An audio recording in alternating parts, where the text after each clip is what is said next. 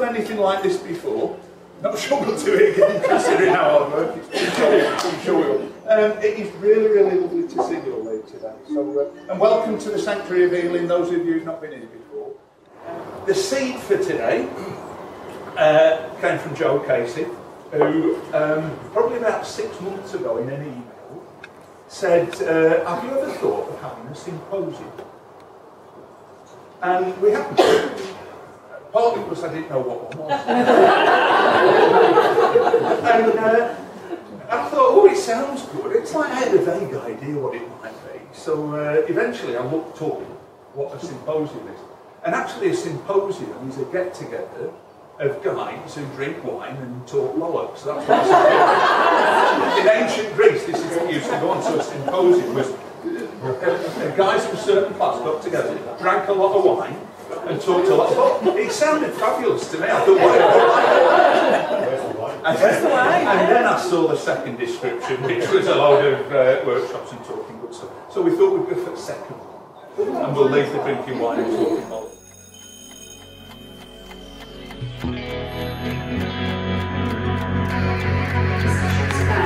The pattern of all patterns isn't a commonly known phenomenon in NLP. Chris and I went on a course with John Overdurf and Julie Silverthorne, and it's where we met Tony. So on that same course, 14 years ago. And one of the things they said is, when you're doing NLP with somebody, where are you going? What's your journey? So they had us think at great length about it, and then they didn't tell us till the end of the course, so we had to wait 3 days before they told us. And I thought I'd cracked it, because I thought, well, isn't it just about applying something different to a problem? So you sort of look at something, reframe it, put it to a problem, and the problem transforms. Well, of course, that was only one part of it. So I'll show you. Unfortunately, I don't use it quite as much as I should on myself, possibly, especially tucking into lemon meringue pie. But it's been very, very useful, very interesting. And today, just actually has been a good refresher, and I think it's marvellous. What do I want to say about it today? It's noisy, it's lively, and it's productive. That's NLP. Oh, clever. Yeah, I think after a while, it's quite a long while since I've been a practitioner and master practitioner. It just becomes a way of life. You just integrate NLP into your life and don't always realise that you're using it. It's just a way of being, I think. That's what it feels like for me. I'd like to say that I keep Chris and Glenda, even though they're up here and I'm down south. I do a circle of excellence sometime before I do certain jobs that I've got to do. And I have Chris and Glenda and Sue in my circle to give me advice. So they're always in my circle of excellence. Yeah, I mean, I've done an awful lot of training through sort of business and lots of other things, but I think they are really exceptional trainers. They suit my style, and it really, really works for me. There's many times that you know you might come upon a situation with a client or your family yourself, and you're not quite sure how you can deal with it. You can always go to Chris and Glenda for advice, and they'll suggest, well, try this, try that, and it always works. Thanks very much. Thank you very much.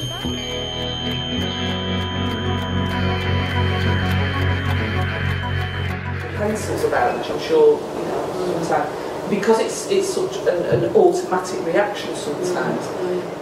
Then to support a young person to be able to contain what they're doing. But this then, if we go back to look at these, and I'm thinking of this in adult schema patterns, these can become emotion. And this is where the studies have not happened yet, and this is the kind of thinking edge and cutting edge of thinking, if you've got an enveloping schema as a child where you act out natural behaviour, what would an enveloping schema be like in adulthood? What do we do? How do we store data? How do we store information? How do we store our memories? How do we store our feelings? How do we store our thoughts?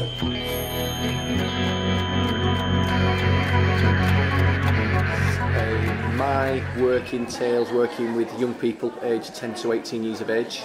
I have 3 programmes. I have one called the Wise Monkey programme, the chapters programme and invest in the best.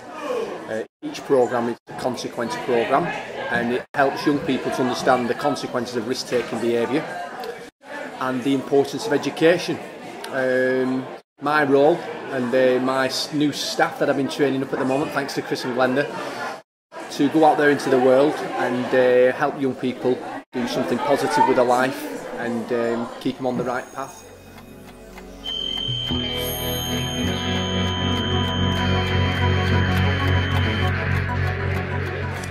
My name is John Hutchinson. I'm a therapeutic counsellor and NLP practitioner. I live in Leeds and I work in Leeds at the Big City Centre Church. I use my counselling and NLP in my work setting. I trained in NLP, it was 2007 when I did my diploma, then went on to do my practitioner. And then the following year I assisted on a practitioner, and then the following year I did my masters, and the following year assisted on masters. And I've got to say, I've done counselling, I've done lots of other things.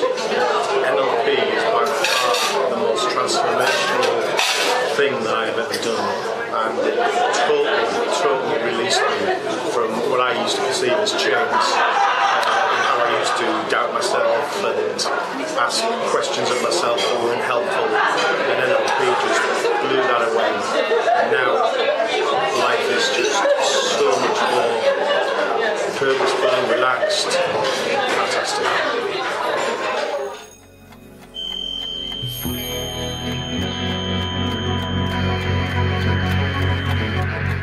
There is no such thing as your identity.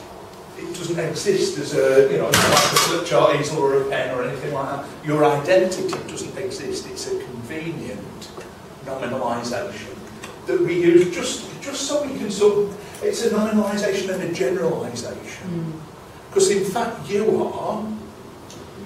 a phenomenal range of stuff, aren't you? A phenomenal range of processes. So, you're a sort of muscular skeletal set of processes, so you've bones and muscles that move around. You're a biochemical set of processes, you're an energetic set of processes, you're an emotional set of processes, you're a spiritual set of processes, you're an enormous set of processes. But that's far too complex for us to handle. As human beings we can do like 7 plus or minus 2 consciously. So all of that stuff is too hard, so what we do is we say I'm shy. Or I'm not creative, or I'm whatever it might be. Yeah? Did I hear you saying something about I'm a self-harmer or something like that? Or I had a client who no, not you personally. But this is the way that we make life simple, is we stick an identity to it. Yeah. And if the identity is helpful, fabulous, brilliant, wonderful. But if it's not, and you set it as that big filter,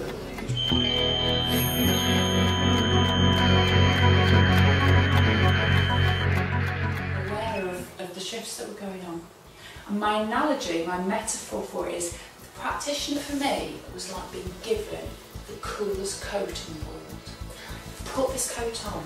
And it'd always be like, those men that you see in cartoon flashes, not flashes, the people who have all the stuff and the things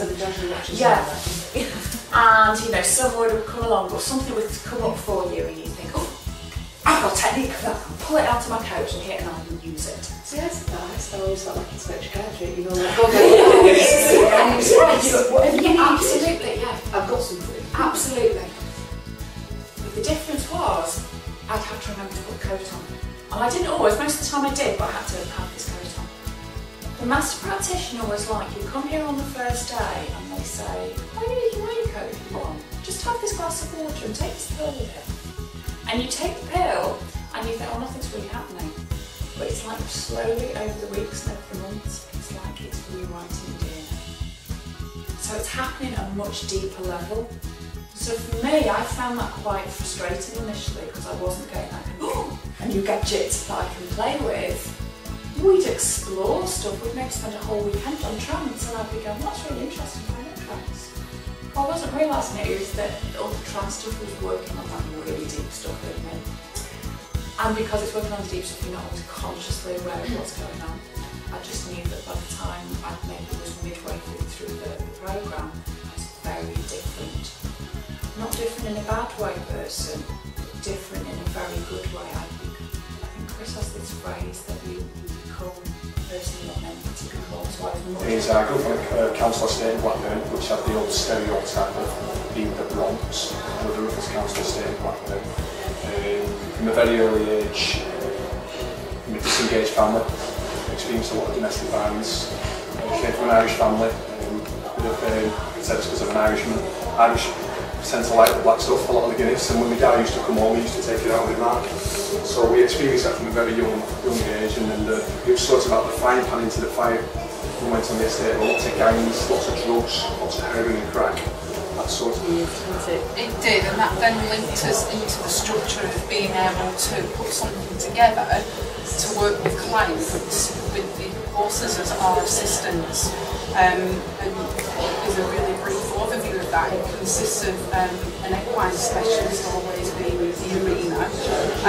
In addition to that, a professional coach, psychologist, teacher, also being in the arena at the same time as well. One of those who, at any time during the session, and the session usually lasts about an hour, they have to stay together, those two professional people at all times. So the equine specialist is focusing on the animals and watching the behaviour of the animals on a health and safety point of view. The coach is focusing on the client and doing the questioning. So we do work from our side, but we prefer not to, because that's where the horses live and should be best. We prefer to go to a professional venue.